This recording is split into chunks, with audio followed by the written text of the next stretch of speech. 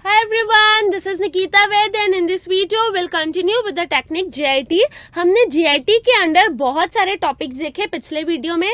इस वीडियो में भी हम कुछ टॉपिक देखने वाले हैं. उसमें से पहला है impact of JIT system on. JIT system का इम्पैक्ट किस पे? सबसे पहले वेस्ट पे, वेस्ट कॉस्ट.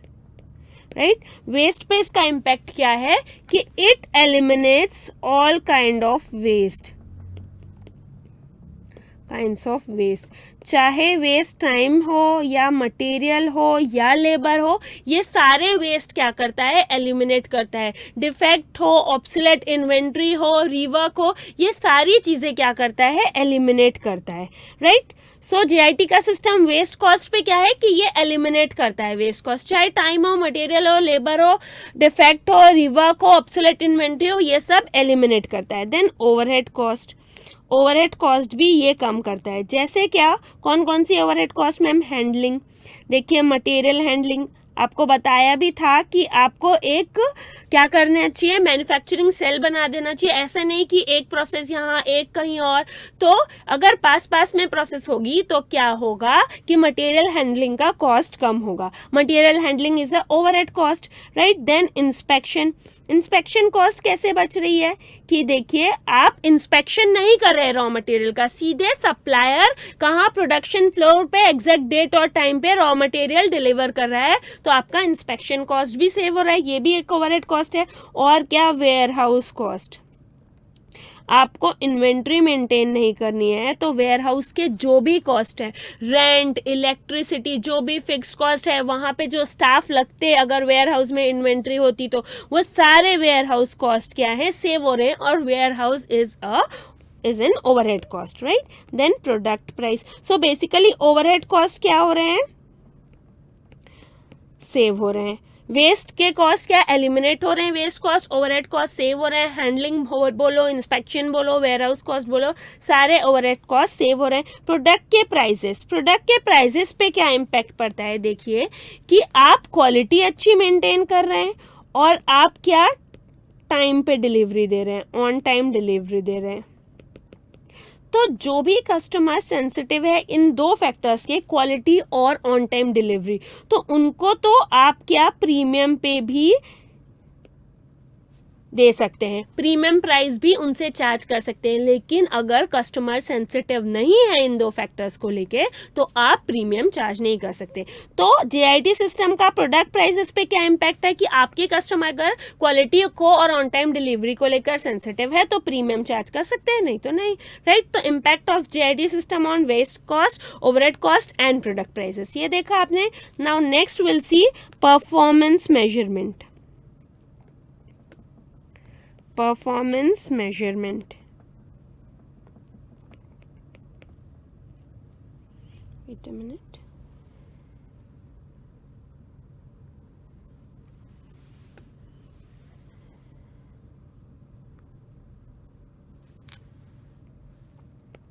राइट. आप जो ट्रेडिशनल सिस्टम है उसमें परफॉर्मेंस मेजरमेंट और JIT में परफॉर्मेंस मेजरमेंट काफ़ी अलग है. ऐसे कौन से परफॉर्मेंस मेजरमेंट है ट्रेडिशनल सिस्टम में जो JIT में यूजफुल नहीं है? वो कौन से हैं? सबसे पहले मशीन यूटिलाइजेशन. आप क्या करते हैं? हैवी इन्वेस्टमेंट करते हैं मशीन में, तो आप क्या देखते हैं कि उस मशीन से ज़्यादा प्रोडक्ट प्रोड्यूस होने चाहिए, क्योंकि आपने हैवी इन्वेस्टमेंट कर रखा है उस पर.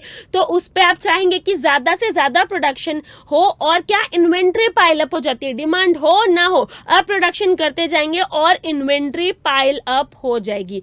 लेकिन JIT में ये मेजरमेंट क्या है? डिस्कार्डेड है.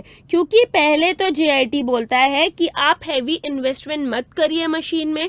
राइट. छोटे छोटे मशीन का क्लस्टर बनाइए, पहली बात. और दूसरी बात कि आपको प्रोडक्शन पहले से तो करके रखना ही नहीं है. मशीन यूटिलाइज करने के लिए पहले से प्रोडक्शन करने का कंसेप्ट नहीं है. जब डिमांड आएगी या हमारे ऑर्गेनाइजेशन में ही या फिर कस्टमर की, तभी प्रोडक्शन या प्रोक्योरमेंट होगा. तो ये तो क्या डिस्कार्ड हो गया.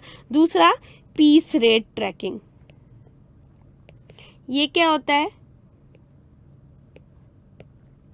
कि देखिए ये जनरली टेक्सटाइल इंडस्ट्री में होता है कि आपने एक जो आपके पास एक टारगेट दिया रहता है, अगर आपने उससे ज़्यादा प्रोडक्शन कर लिया, सपोज एक पर्सन को कितना टारगेट है कि वो 10 क्लोथ स्टिच करेगा, एग्जाम्पल बता रही हूँ ना टेक्सटाइल इंडस्ट्री, अगर उसने 11 क्लोथ्स पे वर्क कर लिया तो उसको क्या देना पड़ेगा, उसको आप परफॉर्मेंस उसकी इस बेसिस पे मेजर करेंगे कि हाँ इसने टारगेट से ऊपर भी एक क्लोथ पे वर्क किया है, ऐसे परफॉर्मेंस मेजर करेंगे। जबकि जीआईटी में तो ऐसा है ही नहीं, जितनी डिमांड है उतना ही प्रोडक्शन होगा, फालतू में प्रोडक्शन मत करिए। 10 का टारगेट था और 11 पे 11 बना लिया तो एक ज़्यादा बना लिया तो उस पर या इंसेंटिव देंगे या परफॉर्मेंस उस हिसाब से मेजर होगी। यहाँ तो सिंपल फंडा है कि जो डिमांड होगी वो प्रोडक्शन होगा, इतना प्रोड्यूस करो ही मत पहले से। यहाँ पे किस बेसिस पे मेजरमेंट होता है, क्वालिटी पे और नंबर ऑफ सजेशंस पे। क्वालिटी आप अच्छी बनाइए और सजेशंस भी ज़्यादा अच्छे अच्छे दीजिए। फिर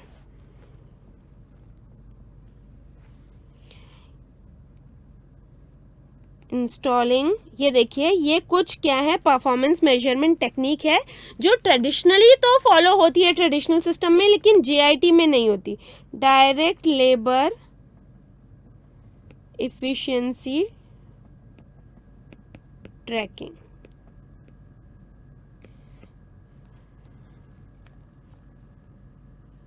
direct labour efficiency tracking, direct labour efficiency tracking, ये कैसे किया जाता है, लेबर इफिशिएंसी यानी एक स्टैंडर्ड सेट कर दिया जाता है कि 1 घंटे में 10 प्रोडक्ट बनेंगे। एक्चुअल क्या हो रहा है, 1 घंटे में 10 बन रहे हैं कि नहीं, 1 घंटे में 9 बन रहे हैं तो एडवर्स वेरिएंस, 1 घंटे में 11 बन रहे हैं तो फेवरेबल वेरिएंस। तो ये क्या होता है, लेबर इफिशिएंसी वेरिएंस निकालते हैं। लेकिन यहाँ पे किसी भी तरीके का वेरिएंस नहीं निकालेंगे जीआईटी में, elimination of any labour variance. क्यों, क्योंकि आपको उनकी स्पीड पे उनको परफॉर्मेंस मेजर नहीं करना है। ये तो यही बात हुई ना, 1 घंटे में 11 बना लिया तो अच्छा है, 1 घंटे में 10 ही बनाना था स्टैंडर्ड, लेकिन 1 घंटे में 11 बना लिया अच्छा। आपको उनकी स्पीड मेजर नहीं करना है, आपको देखना है कि वो क्वालिटी वर्क कर रहे हैं क्या, और वो क्या अच्छे अच्छे सजेशंस हमको दे रहे हैं, और हमारे कस्टमर को क्या प्रोडक्ट सही टाइम पे मिल रहा है क्या। आपको उनकी स्पीड पे मेजर नहीं करना है उनका परफॉर्मेंस। तो बेसिकली देखिए ये 3 ट्रेडिशनल मेथड में ये तीनों चीज़ें इंपॉर्टेंट है। मशीन यूटिलाइजेशन जो अब जीआईटी में नहीं होता है कि आपने एक हैवी इन्वेस्टमेंट कर दिया, ज़्यादा से ज़्यादा प्रोडक्शन कर रहे हैं क्योंकि आपने जो मशीन में जो इन्वेस्टमेंट कर दिया है वो रिकवर होना चाहिए। जीआईटी में ऐसा नहीं होता है, एक तो इतना इन्वेस्टमेंट नहीं करते और जितना डिमांड है उतना ही प्रोडक्शन है, फालतू ज़्यादा प्रोडक्शन नहीं करना है। दूसरा, piece rate tracking. Textile industry में क्या होता है कि हाँ 10 पीस बनाने थे, 11 बना लिए तो अच्छा हो गया, परफॉर्मेंस उस बेसिस पे मेजर होता है। जीआईटी में ऐसा नहीं होता, इतने क्यों बनाए, जितनी डिमांड है उतना ही प्रोड्यूस करो। डायरेक्ट लेबर एफिशिएंसी ट्रैकिंग, अगर 1 घंटे में 10 बनाने हैं स्टैंडर्ड के हिसाब से, 1 घंटे में 11 बना लिए, मतलब मेरा परफॉर्मेंस उस बेसिस पे मेजर हुआ कि मैंने अच्छा परफॉर्म किया। लेकिन जीआईटी पे स्पीड के हिसाब से परफॉर्मेंस मेजर नहीं होता, क्वालिटी देखिए प्रोडक्ट की, देखिए लेबर ने कितने नंबर ऑफ सजेशन दिए हैं, राइट। तो ये कुछ परफॉर्मेंस मेजर है जो ट्रेडिशनली तो फॉलो होते हैं लेकिन किस में फॉलो नहीं होते, जीआईटी में। लेकिन अब देखिए जीआईटी में क्या होता है फॉलो। जीआईटी में क्या होता है कि कंप्लीट एलिमिनेशन नहीं होता ऑपरेशनल मेजर्स का। ऑपरेशनल मेजर्स जो जीआईटी में फॉलो होते हैं, ऑपरेशनल मेजर्स जो जीआईटी में फॉलो होते हैं वो देखिए। पहला, inventory turnover. Inventory turnover traditional में 2 या 3 बार होगा, लेकिन आप जब जीआईटी में कन्वर्ट करेंगे तो 70 भी हो सकता है इन्वेंट्री टर्नओवर। इन्वेंट्री टर्नओवर मतलब इन्वेंट्री कितने बार रिप्लेस हुई। ट्रेडिशनली 2-3 बार होगा साल में अगर, तो जीआईटी में 70 टाइम्स भी हो सकता है, क्योंकि कस्टमर की डिमांड आई उस हिसाब से मैन्युफैक्चर किया, आपने बना के तो रखा नहीं है, राइट। फिर दूसरा, reduction of setup time. Setup time आपने रिड्यूस किया। तीसरा, कस्टमर कंप्लेंट्स। कस्टमर कंप्लेंट्स बहुत इंपॉर्टेंस रखती है। कस्टमर कंप्लेन को भी अगर आप सॉल्व करते हैं तो बहुत अच्छी क्वालिटी दे पाते हैं। तो कितनी कस्टमर कंप्लेंट सॉल्व हुई उस हिसाब से भी परफॉर्मेंस मेजर होता है। स्क्रैप भी देखते हैं आपकी कितना स्क्रैप बना, स्क्रैप की कॉस्ट कितनी है, रिड्यूस हुआ कि नहीं स्क्रैप, ठीक है। रिडक्शन, सेटअप टाइम रिड्यूस हुआ कि नहीं। सेटअप टाइम ट्रेडिशनली तो बहुत ज़्यादा रहता है, उतना नहीं रहना चाहिए, रिड्यूस हुआ या नहीं। कॉस्ट ऑफ क्वालिटी मतलब ये जो डिफेक्ट का कॉस्ट, फिर रिवर्क करने का कॉस्ट, ये सब कॉस्ट काफ़ी लगते हैं जीआईटी में, लेकिन ये कॉस्ट आपको क्या करने हैं, रिड्यूस करने हैं। कॉस्ट ऑफ क्वालिटी कम लगना चाहिए। ऑफ कोर्स आपको गुड क्वालिटी के प्रोडक्ट्स देने हैं तो क्वालिटी कॉस्ट लगेगा, पर इसको भी रिड्यूस करने की कोशिश करनी है। फिर कस्टमर सर्विस, आप कस्टमर सर्विस कैसे दे रहे हैं ये भी बहुत ज़्यादा इम्पॉर्टेंट है। आइडियाज़ जनरेटेड ये कैसा ऑपरेशनल मेजर है मैम? आइडियाज़ जनरेटेड मतलब एक वर्कर ने कितने आइडिया दिए, जितने आइडिया दिए उसमें से कितने आइडिया इम्प्लीमेंट हुए, ऐसे भी परफॉर्मेंस मेजर कर सकते हैं, राइट। तो ट्रेडिशनली तो जो 3 मेथड थे मेजर वो जीआईटी में नहीं लगते हैं, आपने देखा नहीं लगते हैं।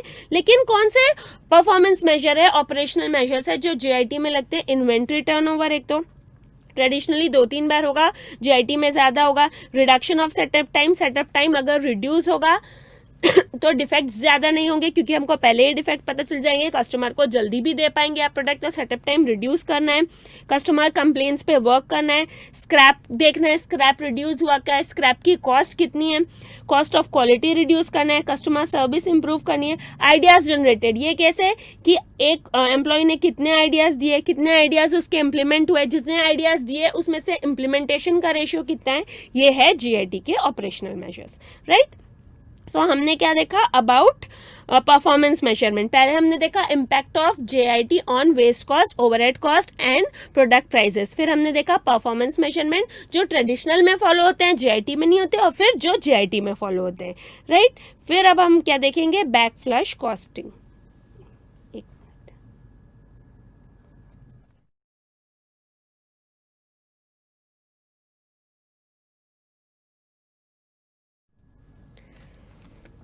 बैक फ्लशिंग जेआईटी, मैम ये क्या है बैक फ्लशिंग? ये भी जेआईटी है ना, ये जेआईटी सिस्टम में बैक फ्लशिंग क्या है? No data entry until a product is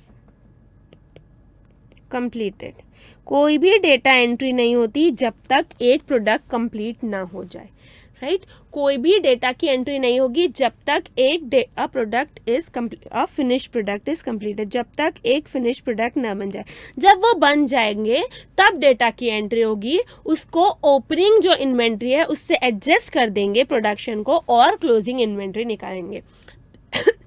sorry, basically back flush costing मतलब ही ये होता है कि जब तक एक फिनिश प्रोडक्ट बन ना जाए उसका कुछ भी डेटा का एंट्री नहीं होगा और प्रोडक्शन के बाद उसको ओपनिंग इन्वेंट्री से एडजस्ट करके क्लोजिंग इन्वेंट्री निकाल देंगे, राइट। अब इसमें प्रॉब्लम्स क्या क्या है कि ठीक है कोई भी डेटा की एंट्री नहीं होगी, लेकिन इसमें प्रॉब्लम्स क्या क्या है। पहला, प्रोडक्शन रिपोर्टिंग। पहली प्रॉब्लम है प्रोडक्शन रिपोर्टिंग। एक्यूरेट फिगर्स मिलेंगी क्या? कोई भी एंट्री नहीं होगी जब तक फिनिश प्रोडक्ट ना बने, और जब फिनिश प्रोडक्ट बन जाएगा तब आप ओपनिंग इन्वेंट्री से उसको एडजस्ट करके क्लोजिंग इन्वेंट्री निकाल देंगे। लेकिन यहाँ प्रोडक्शन की रिपोर्टिंग ही प्रॉब्लम है कि अगर ट्रेनिंग अच्छी नहीं है, एम्प्लॉयज़ की लो ट्रेनिंग है, तो क्या होगा, एक्यूरेट फिगर्स नहीं मिलेंगे प्रोडक्शन के। तो ये पहली प्रॉब्लम हो गई। स्क्रैप रिपोर्टिंग, कुछ प्रोडक्ट आपने कुछ इनपुट डाला तो कुछ फिनिश प्रोडक्ट बन गए और कुछ क्या हुआ, एबनॉर्मल स्क्रैप हुआ, राइट। उसकी रिपोर्टिंग भी अगर एक्यूरेट नहीं हुई तो प्रोडक्शन, सपोज आपने इनपुट डाला कि 100 फिनिश प्रोडक्ट बन जाने चाहिए, लेकिन कुछ एबनॉर्मल स्क्रैप के कारण सिर्फ 95 फिनिश प्रोडक्ट ही बने। लेकिन अगर स्क्रैप की रिपोर्टिंग नहीं हुई तो आप 100 के हिसाब से ही कैलकुलेशन करेंगे, राइट। तो स्क्रैप की रिपोर्टिंग होना ज़रूरी है, तभी एक्यूरेट कैलकुलेशन आ पाएंगे। यहाँ पे भी वही है कि एम्प्लॉयज़ की या फिर प्रोडक्शन में जो एम्प्लॉयज़ हैं, वर्कर्स हैं, उनकी ट्रेनिंग अच्छे से होनी चाहिए। फिर लॉट ट्रेसिंग। लॉट ट्रेसिंग मतलब जो हमारा फिनिश प्रोडक्ट बना है वो किस लॉट से बना है, किस लॉट के रॉ मटेरियल से बना है, ये ट्रेस करना इसमें पॉसिबल नहीं है। ये किस में पॉसिबल है? पिकिंग सिस्टम में। पिकिंग सिस्टम में ये पॉसिबल है, लेकिन आजकल ऐसे सिस्टम भी आए हैं जहां पे पिकिंग सिस्टम यानी कि लॉट की tracing plus back flush costing, ये दोनों एक साथ एग्जिस्ट करते हैं, लेकिन ये सिर्फ हाई एंड कंप्यूटर सिस्टम में ही पॉसिबल है। राइट, तो आपको समझा बैक फ्लश कॉस्टिंग क्या होता है? No data entry till the finish product is produce. Finish product के बनते तक कोई डाटा एंट्री नहीं होगी। उसके बाद क्या होगा? बिगनिंग या फिर ओपनिंग इन्वेंट्री से एडजस्ट करके क्लोजिंग इन्वेंट्री आपको मिल जाएगी। इसमें प्रॉब्लम क्या है? प्रोडक्शन एंड रिपोर्टिंग, क्योंकि अगर ट्रेनिंग अच्छी नहीं है एम्प्लॉयज़ की तो एक्यूरेट फिगर्स नहीं मिल पाएगी। स्क्रैप की अगर रिपोर्टिंग में भी प्रॉब्लम है तो एक्यूरेट फिगर्स नहीं मिल पाएगी। लॉट ट्रेसिंग इसमें पॉसिबल नहीं है कि कौन सा फिनिश प्रोडक्ट कौन से लॉट से बना, इसके लिए पिकिंग सिस्टम चाहिए। कुछ सिस्टम पिकिंग सिस्टम, कुछ कंप्यूटर सिस्टम में picking system plus back flush costing एक साथ चलता है, दोनों यूज़ कर सकते हैं, लेकिन ये सिर्फ हाई एंड कंप्यूटर सिस्टम्स होते हैं। बेसिकली अगर बैक फ्लश कॉस्टिंग की सक्सेस चाहिए तो क्या आपको अच्छे वेल पेड, एक्सपीरियंस और एजुकेटेड प्रोडक्शन स्टाफ में इन्वेस्ट करना चाहिए। For the success of back flush costing की सक्सेस के लिए company should invest in well paid, experienced and educated production staff with little turnover। मतलब क्या कि अगर बेसिकली आपको बैक फ्लश कॉस्टिंग में सक्सेस चाहिए तो आपको किस में इन्वेस्ट करना चाहिए? प्रोडक्शन स्टाफ जो कैसा हो? वेल पेड हो, एक्सपीरियंस्ड हो और एजुकेटेड हो और टर्नओवर भी कम हो। अगर बार बार छोड़ के जाता है तो भले ही कितना भी एक्सपीरियंस, एजुकेटेड या वेल पेड हो, हमको प्रॉब्लम होएगा ही। क्यों होगा problem? Production reporting, scrap reporting में प्रॉब्लम होएगा ही अगर इसका टर्नओवर ज़्यादा है तो। राइट, सो बेसिकली आपको पता चला बैक फ्लश कॉस्टिंग क्या है, उसकी प्रॉब्लम्स क्या है और उससे बेसिकली क्या इंपॉर्टेंट है? Well paid, experience and educated production staff चाहिए विथ लिटिल टर्नओवर। इसके पहले आपने देखा impact of JIT on waste cost, overhead cost, product prices, performance measurement देखा, फिर बैक फ्लश कॉस्टिंग देखी, प्रॉब्लम्स देखी और बैक फ्लश कॉस्टिंग के सक्सेस के लिए क्या ज़रूरी है? एक well trained, educated and well paid and experience production staff with little turnover. Right, so this was it. हमने JIT के बारे में सारा देखा। लास्ट वीडियो में काफ़ी कुछ देखा, अभी काफ़ी कुछ देखा। इसमें कोई भी डाउट हो please feel free to ask, it will be followed by some questions. Okay, कोई भी डाउट हो feel free to ask. Bye bye.